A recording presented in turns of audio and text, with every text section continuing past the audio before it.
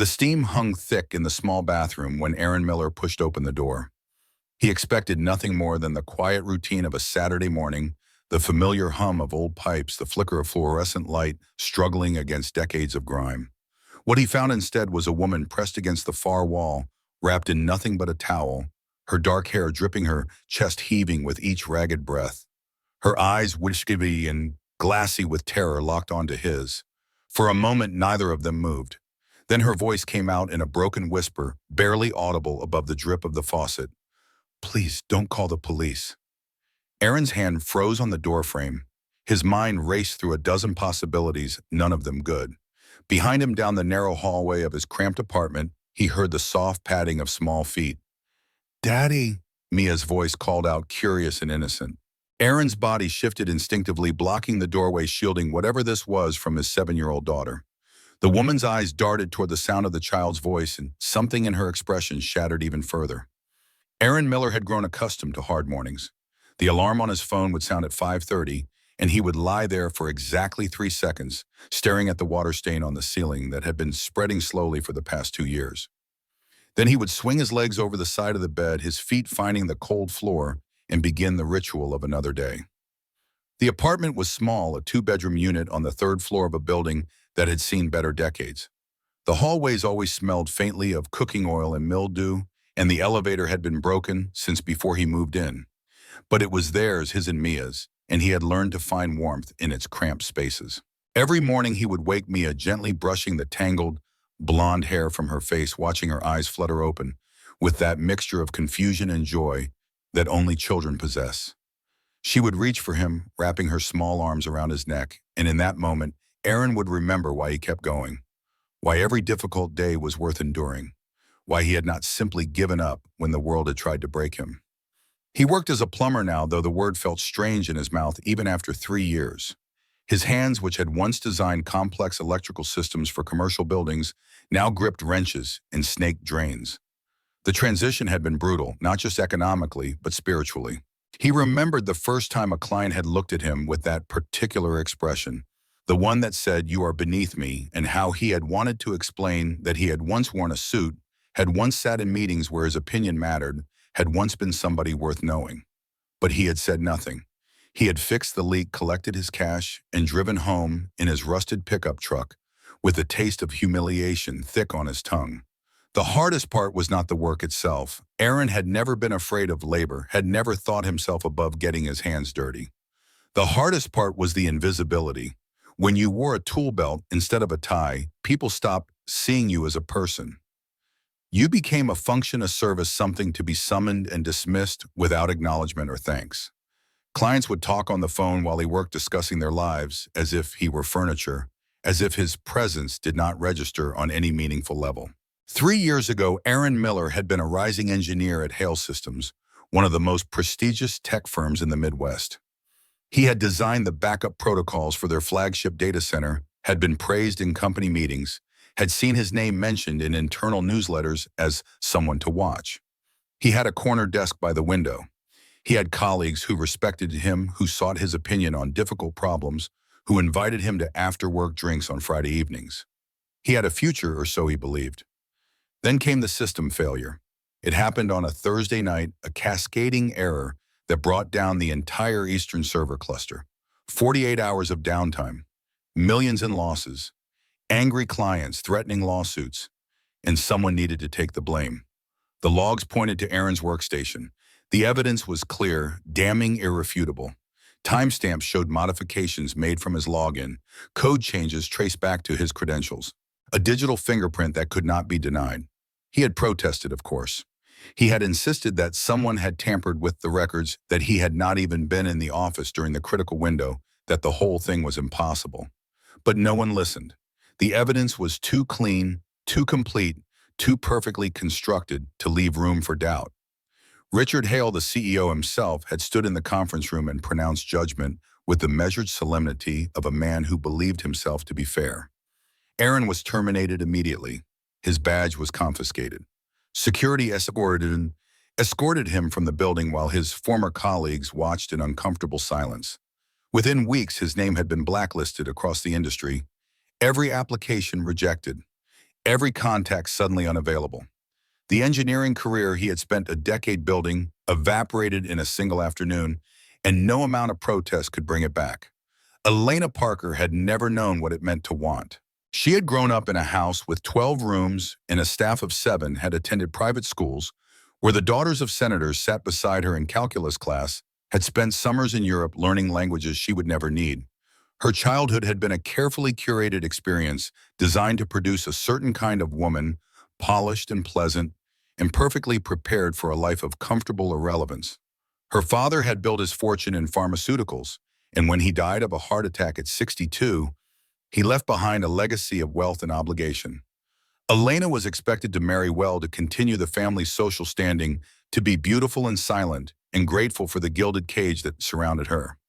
Richard Hale had seemed at first like a reasonable choice. He was powerful, respected, connected to all the right people, and invited to all the right events. He was 15 years her senior, but still handsome in that sharp, calculating way that certain powerful men cultivate. Their courtship had been brief and efficient, more merger than romance. Richard had courted her the way he acquired companies, with strategic precision and careful attention to value. Elena told herself this was how adults loved, with practicality rather than passion. She told herself that the racing hearts and sweaty palms of teenage romance were childish things, and that mature love was quieter, steadier, less consuming. She told herself the tightness in her chest whenever Richard looked at her with those cold, assessing eyes was simply nerves. But the tightness never went away. It grew worse with each passing month, each controlled conversation, each moment when Richard's hand would rest on her arm with just a little too much pressure. He never raised his voice. He never needed to. His power operated in subtler frequencies, in the way he would correct her opinions in public, in the way his schedule became her schedule, in the way her friends slowly stopped calling, because Richard always seemed to have plans that conflicted with theirs.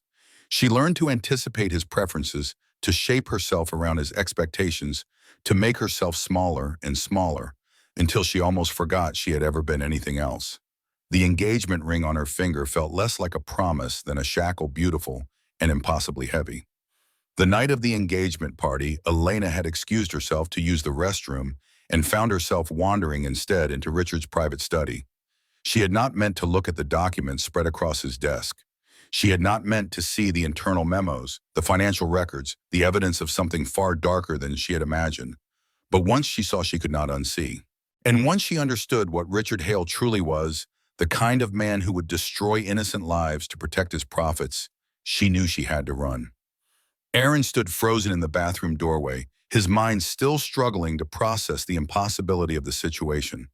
A strange woman in his apartment, a woman who clearly did not belong here, whose expensive manicure and designer watch contradicted everything about this building, this neighborhood, this life. Her nails were painted a delicate rose color. Her watch was the kind that cost more than his truck. Even wrapped in a towel, shivering and terrified, she radiated an elegance that seemed almost alien in this context.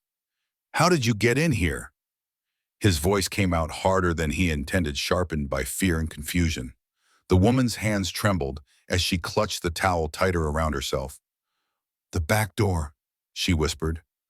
"By the fire escape. It wasn't locked. I'm sorry. I didn't know where else to go." Aaron's jaw tightened. He had been meaning to fix that lock for months, had kept putting it off because the part cost $40 he did not have to spare. Now a stranger had walked right into his home while his daughter slept in the next room. The violation of it made his blood run cold. "Daddy?" Mia's voice came again, closer this time. Aaron turned his head slightly, keeping the woman in his peripheral vision. "Stay in the living room, sweetheart. I'll be there in a minute." He heard Mia's footsteps pause, heard her small voice ask, "Is everything okay?" before reluctantly retreating. When he looked back at the woman, something in her expression had shifted. She was staring at the wall behind him, at the small cluster of photographs he had hung there years ago. One of them showed Aaron in a different life, standing in front of a building, with the Hale Systems logo gleaming behind him, wearing his old company jacket with his name embroidered on the pocket, smiling with the easy confidence of a man who believed the world made sense. The woman's face went pale. Her lips parted, and Aaron saw recognition flicker in her eyes, like a match striking in darkness. "That photo," she said slowly, her voice barely above a whisper. "You work there. You worked for him." The words hung in the air between them like a physical presence.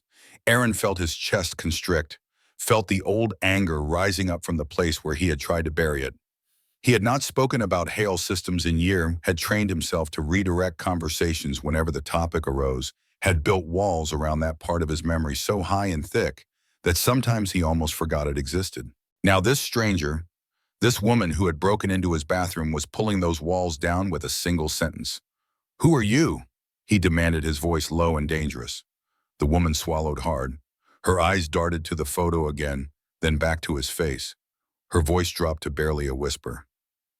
"My name is Elena Parker, and Richard Hale is my fiancé." Aaron took an involuntary step backward, as if the name itself were something poisonous. Richard Hale, the man who had destroyed everything. The man who had stood in that conference room with his expensive suit and his practiced sympathy and his absolute certainty that Aaron Miller was guilty. And now that man's fiancée was standing in Aaron's bathroom, wrapped in a towel, begging him not to call the police. "Get out." The words came automatically, a reflex born of self-preservation. "I don't know what you're doing here. I don't know what kind of game this is, but you need to leave. Now." Elena's eyes filled with tears, but she did not move. "I'm not playing games. I swear to you, I'm running. From him. From everything he represents. From the monster I finally saw behind the mask." Behind Aaron, the sound of small footsteps returned. Mia appeared at the edge of the hallway, her curious face peering around the corner. "Daddy, who's that lady? Why is she crying?" The innocence of the question cut through the tension like a blade. Elena looked at the child, at her wide, trusting eyes, and something in her expression shifted from fear to something softer. Something almost like recognition. She had been that innocent once before the world had taught her to be afraid. Elena wanted to leave. Every instinct screamed at her to run, to keep moving, to not drag anyone else into the catastrophe of her escape. She had already risked too much by stopping here, by breaking into a stranger's apartment, because her legs had given out and she could not take another step. She needed to go before Richard's people found her, before she brought danger to this man and his innocent daughter. "I should go," she said, forcing strength into her voice. "I'm sorry, I didn't mean to involve you in this. I'll find somewhere else." She moved toward the door, but Aaron's hand shot out, not grabbing her, just gesturing toward the window. "Wait." His voice had changed, the anger replaced by something sharper, more urgent. Through the thin curtains, Elena could see what he saw. A black SUV parked directly in front of the building. The windows were tinted, so dark they looked like holes cut in the morning light. The engine was running a soft rumble that seemed to vibrate through the walls. She recognized the vehicle immediately. Richard's security team. "They found me." The words came out hollow, stripped of everything but resignation. Aaron looked at her, looked at the SUV, looked back at her.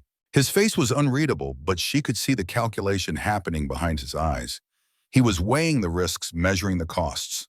She would not blame him if he chose to hand her over. She was nothing to him, less than nothing.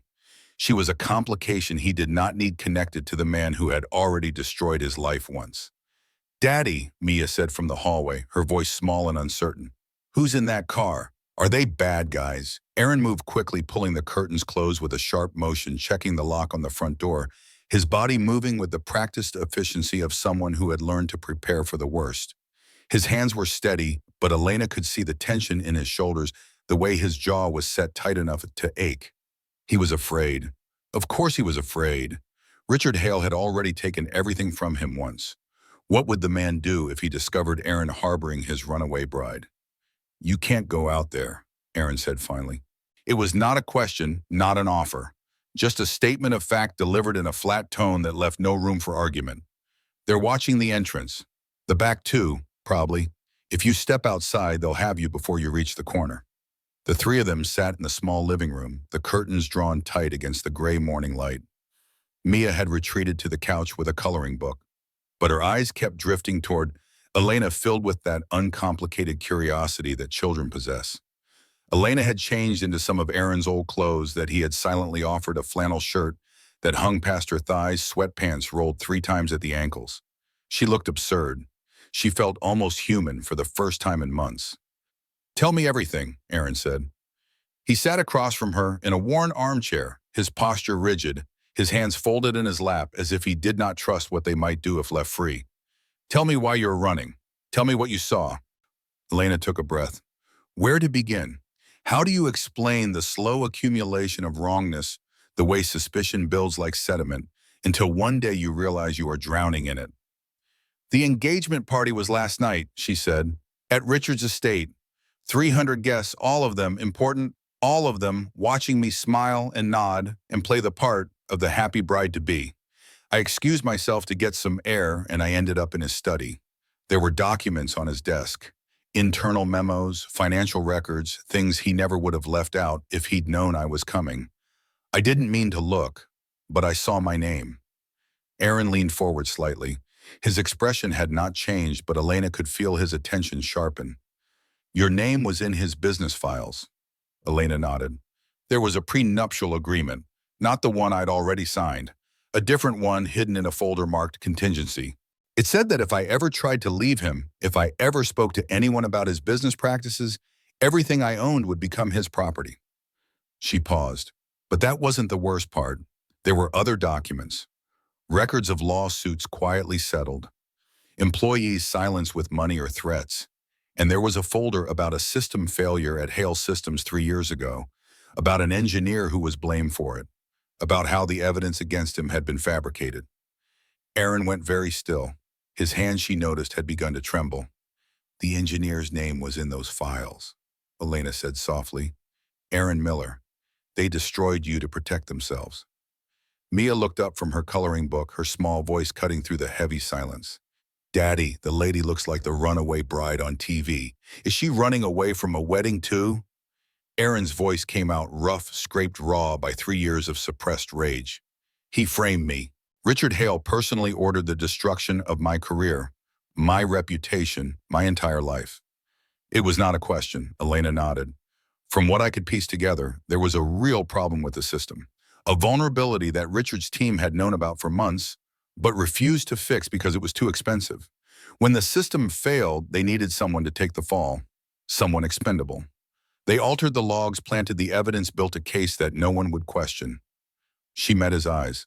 "I am so sorry. What they did to you was monstrous." Aaron stood abruptly, walked to the window, pressed his forehead against the cool glass. Outside, the SUV had not moved. Its dark windows reflected nothing but the gray sky.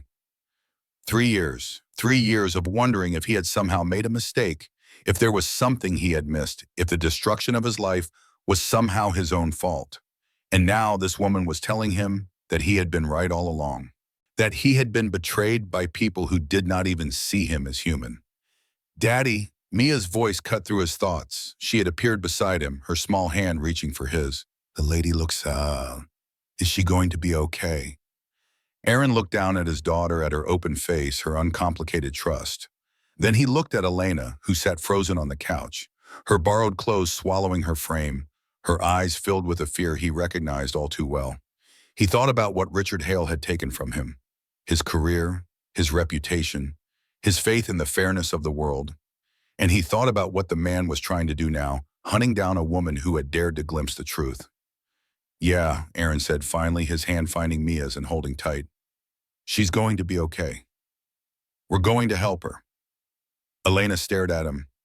"Do you mean that after everything you don't even know me?" Aaron nodded slowly. 3 years ago, I tried to fight him. I went to lawyers, reporters, anyone who would listen. No one believed me. I didn't have proof." He paused. "But you do." Elena's hand moved to her pocket where she had hidden a small USB drive. "I have files, documents, maybe recordings. I haven't had a chance to look at everything." Aaron crossed the room and knelt in front of her, his eyes level with hers. "Then we look together. And when we find what we need, we make sure the whole world knows what Richard Hale really is." Elena had known she was asking this man to risk everything. He had already lost so much because of Richard Hale. He had rebuilt his life from the wreckage, had created something small, but real with his daughter. And now she was asking him to put all of that in danger again. "You don't have to do this," she said. "I can find another way. I can disappear, Start over somewhere else. Aaron shook his head. And he wins again. He keeps destroying lives and no one ever stops him. He glanced toward the window. I know a lawyer, Margaret Chen. Her office is across town. If we can get there, she might help us figure out what to do with those files. Mia looked up from where she had been watching. Are we going on an adventure, Daddy? Aaron managed a small smile. Something like that, sweetheart. They took the back stairs, moving quickly through the service entrance that opened onto the alley. Aaron carried Mia on his hip, her small arms wrapped around his neck. Elena followed close behind her, heart hammering against her ribs. The alley was narrow and shadowed, lined with dumpsters and fire escapes. Aaron led them through a maze of back streets until they reached his truck parked 3 blocks away. It was an old Ford Rust spreading across the wheel wells, the engine coughing to life with reluctant loyalty. Mia settled between them as Aaron pulled onto the main road. Miss Elena, Mia said, are you scared? Elena looked at the little girl. A little, she admitted. Mia nodded seriously. Daddy says it's okay to be scared, as long as you keep being brave anyway. The law office of Margaret Chen occupied a small suite on the 4th floor of an aging professional building downtown. Aaron had not been here in nearly 3 years, not since Margaret had reluctantly told him that there was nothing more she could do, that without evidence, his case was impossible. The memory of that conversation still stung. He had sat in her cramped office watching hope drain away like water through a broken pipe. Now he was back, and this time he had Elena, and Elena had files. But when they reached the 4th floor, Aaron's stomach dropped. The door to Margaret's office was sealed with yellow tape. A notice from the city was posted on the glass, something about lease violations and immediate closure. The windows were dark. The interior had been stripped bare. No, Aaron whispered. He pressed his hand against the glass as if he could will the office back into existence. Behind him, Elena made a small sound of distress. They got to her. Richard's people. They knew we might come here. Before he could respond, a shadow fell across them. Through the window at the end of the hallway, Elena could see a black sedan pulling up to the curb outside. The back door opened, and Richard Hale himself stepped out onto the sidewalk. He was exactly as Aaron remembered, tall and impeccably dressed, his silver hair swept back from a face that radiated confidence and control. He looked up at the 4th floor window directly at them and smiled. Well, Richard said as they emerged from the building's front entrance, his voice carrying with perfect clarity, this is an unexpected reunion. Aaron positioned himself in front of Elena and Mia, his body a barrier between them and the man who had ruined his life. Stay away from us. Richard tilted his head, amused. Aaron Miller, I heard you'd fallen quite far. Plumbing now, isn't it? Fitting work for a man who spent his career dealing with other people's waste. He turned his attention to Elena. And my darling fiancé, did you really think running to the very man I destroyed would somehow save you? Elena stepped forward, placing herself beside Aaron rather than behind him. I know what you did. I have the files. Richard's smile did not waver. Files can be corrupted. Witnesses can be discredited. Come home, Elena. We'll forget this little rebellion ever happened. Elena's hand found Aaron's arm. No, I'm never coming back, and the whole world is going to know exactly what kind of man you really are. Richard's expression flickered the first crack in his composure. Then you'll regret it, both of you. Elena pulled out her phone with trembling hands. She navigated to the audio file she had saved the night before. The night of the engagement party, I wasn't just in your study. I was in the conference room next door. The walls are thin, Richard. I heard everything. She pressed play. The recording was not perfect, but the voices were clear enough. Richard's voice instructing his team to purge the backup logs. Another voice asking about the engineer who would take the blame. Richard's response cold and certain. Miller is nobody. His career, his reputation, none of it matters. What matters is protecting this company. Aaron listened with his fists clenched. 3 years of doubt evaporated in 40 seconds. Then Elena said something that made his heart stop. The backup logs you deleted, they're not actually gone, are they? You just moved them to a secondary server. The one with the security vulnerability that Aaron flagged 2 months before you fired him. Richard's face went pale. Aaron's mind raced through years-old memories through a detailed report he had submitted about a flaw in the archive system. A flaw that, if it still existed, would contain backups of everything Richard had tried to destroy. Aaron borrowed Elena's phone and began to type. His fingers moved with the muscle memory of a former engineer navigating through systems he had designed, exploiting vulnerabilities he had once tried to warn people about. It took less than 10 minutes. The files were exactly where he had predicted. Emails, financial records. The original system logs from the night of the failure untampered and time-stamped. Everything Richard had tried to erase preserved in digital amber. Richard watched in disbelief as his carefully constructed lies came apart. This is theft. This is hacking. None of this will hold up in court. Aaron looked up, and for the first time in 3 years, he smiled. Maybe not, but it'll hold up in the press, and we both know that's where it really matters. Elena's eyes glistened with tears. I'm so sorry, Aaron, for everything he did to you, for everything my silence allowed. It was the first time anyone connected to that world had acknowledged his innocence. Elena sent the files to 3 different news organizations, 2 law enforcement agencies, and a federal regulatory board. Then she posted a summary on social media, letting the internet do what it did best. The story broke within hours. By the end of the day, Hale Systems stock had dropped 20%. By the end of the week, Richard Hale had been forced to step down pending investigation. 3 former employees came forward with their own stories. A class action lawsuit was filed. Aaron received a call from the new interim CEO of Hale Systems. She spoke with careful formality about mistakes made and amends owed. The company was prepared to offer a formal apology, to restore his professional reputation, to offer him his old position back with a significant raise in a corner office. Aaron listened politely. Then he said, "No, thank you." The woman sounded confused. "Mr. Miller, we're offering you everything you lost." Aaron looked around his small apartment, at the water stain on the ceiling, at Mia's drawings taped to the refrigerator, at Elena sitting on the couch with her borrowed clothes and her uncertain smile. "I appreciate that, but I've built a different life now, and I think I'd like to keep it." Elena was placed in a witness protection program while the investigation continued. The apartment they found for her was 3 blocks from Aaron's building, a small studio with good light and terrible plumbing. Aaron offered to fix the sink on her first day, and she laughed for what felt like the first time in years. The days that followed were strange and ordinary. Elena learned to cook, burning her first attempts at pancakes, producing pasta that was somehow both undercooked and overcooked. She went to grocery stores where no one recognized her, pushed a cart through aisles of ordinary products, marveled at the freedom of buying generic brands.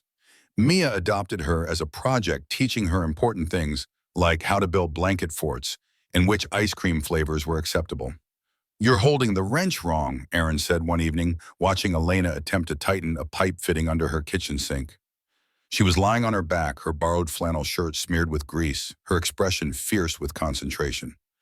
"There's a wrong way to hold a wrench." "Several, actually. Here." He knelt beside her, guiding her hands to the correct position. Their fingers touched, and neither of them pulled away. "I never thanked you properly," Elena said quietly. "You risked everything for me." Aaron shook his head. "You gave me back my life. 3 years I spent wondering if I was crazy, if I had somehow imagined being innocent. You showed me the truth." Elena smiled. "So we're even." "Something like that." The morning sun streamed through the window of Aaron's kitchen, catching the dust motes in the air and turning everything golden. Elena stood at the stove, frowning at a pan of pancakes that had become both too pale and too crispy. "These look terrible," she announced. Mia peered over the counter, her face alight with glee.